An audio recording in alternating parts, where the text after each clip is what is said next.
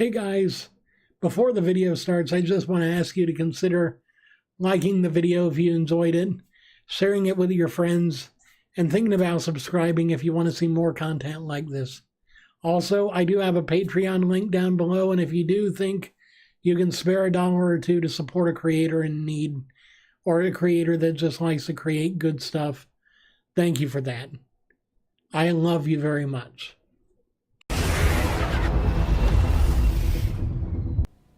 Welcome back to the Wandering Wind, guys, and today I want to talk a bit about some beginner's tips for new players in No Man's Sky.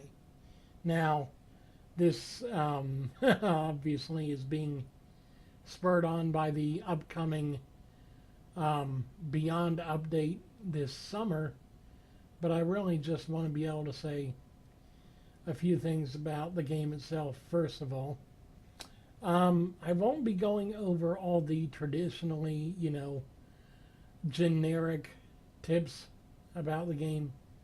I mean, frankly, everyone knows about the whispering eggs. Everybody knows about how to make, stuff like that. I'm not going to be going over that. I will be going over, however, the different nuances that maybe new players won't know or won't think of.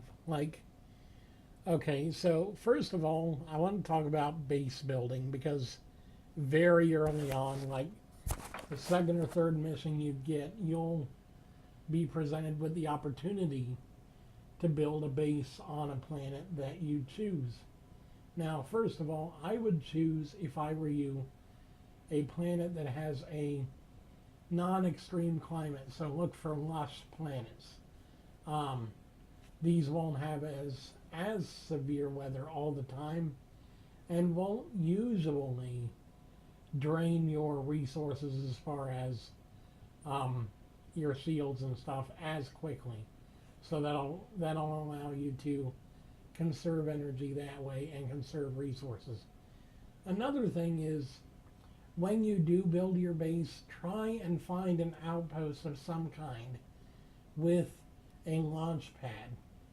This will help you a heck of a lot, because in the early and even later in the game, obtaining Starship launch fuel is a pain. And being able to bypass that, at least at your base, by having that launch pad already there, is going to help you a heck of a lot.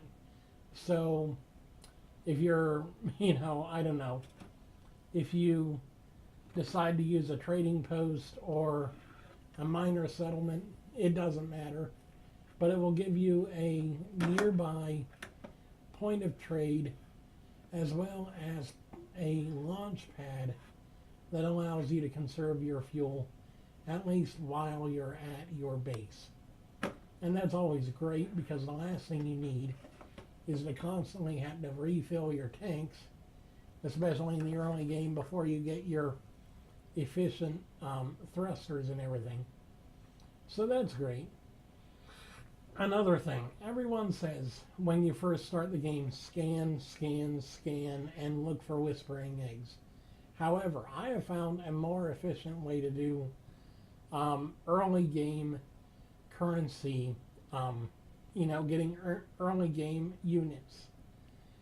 The extra minerals and resources that you find, use your portable refiner, and you can craft as many of these as you like, so you can always have at your base like 4 or 5 set up to do different materials simultaneously. And you can actually refine your materials, even the base ones like carbon and ferrite. You can get a heck of a lot of money from the higher tiered elements that you can create through refining that allow you to make more money. It's not a lot of money, but then later on, when you get your first construction station put in and get your technician, you can get the plans for a large refiner or a medium refiner or whatever, and you can start mixing materials together. And that's a great way early on, even late game, to really make the most of the resources you have and turn them into profit. Now, I myself, at least in this particular save file, was just driving my profits with Whispering Eggs. However, if you sell too much of the same item in the same system, you're going to end up driving the price way down, and you'll get less and less profit. Now, this can be okay for a beginner, but later in the game, that's not so lucrative. So be careful with how much you sell of any one item in any one system. If you can, don't do it. Just don't do it. Another thing that I really would encourage you to do is just continually look for better opportunities for your tech, for learning languages, because as you start, right now I'm in the subspace anomaly, and the Nada will offer you nanite clusters for every single milestone you achieve.